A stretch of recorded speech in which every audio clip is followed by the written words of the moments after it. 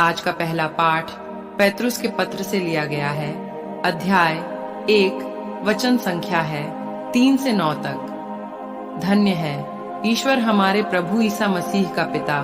मृतकों में से ईसा मसीह के पुनरुत्थान द्वारा उसने अपनी महती दया से हमें जीवंत आशा से परिपूर्ण नवजीवन प्रदान किया। आप लोगों के लिए जो विरासत स्वर्ग में रखी हुई है वह अक्षय, अदूषित तथा अविनाशी है। आपके विश्वास के कारण ईश्वर का सामर्थ्य आपको उस मुक्ति के लिए सुरक्षित रखता है जो अभी से प्रस्तुत है और समय के अंत में प्रकट होने वाली है। यह आप लोगों के लिए बड़े आनंद का विषय है। हालांकि अभी थोड़े समय के लिए आपको अनेक प्रकार के कष्ट सहने पड़ रहे हैं। यह इसलिए होता है कि आपका विश्वास परिश्रमिक खरा निकले।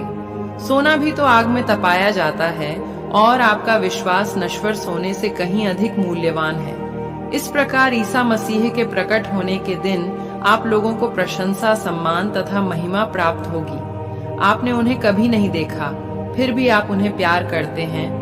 आप अब भी उन्हें नहीं देखते, फिर भी उनमें विश्वास करते हैं। जब आप अपने विश्वास का प्रतिफल अर्थात अपनी आत्मा की मुक्ति प्राप्त करेंगे तो एक अकथनीय तथा दिव्य उल्लास से आनंदित हो उठेंगे।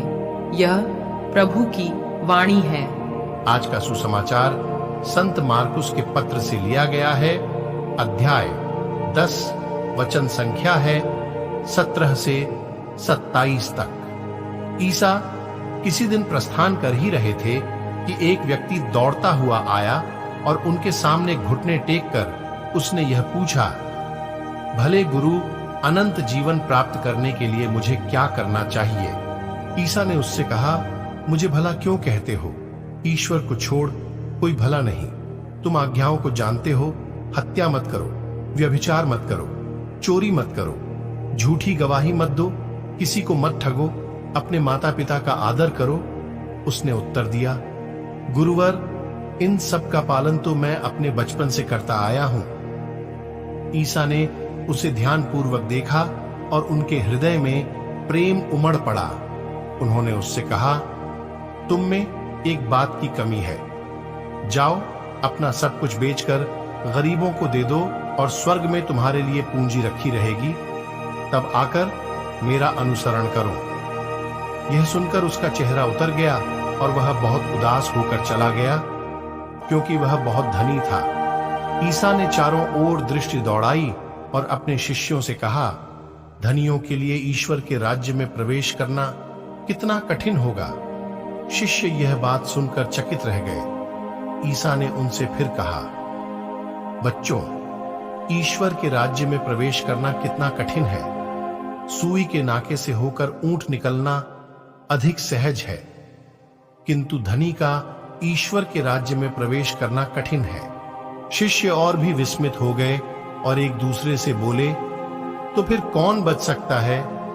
उन्हें स्थिर दृष्टि से देखते हुए ईसा ने कहा, मनुष्यों के लिए तो यह असंभव है, ईश्वर के लिए नहीं, क्योंकि ईश्वर के लिए सब कुछ संभव है।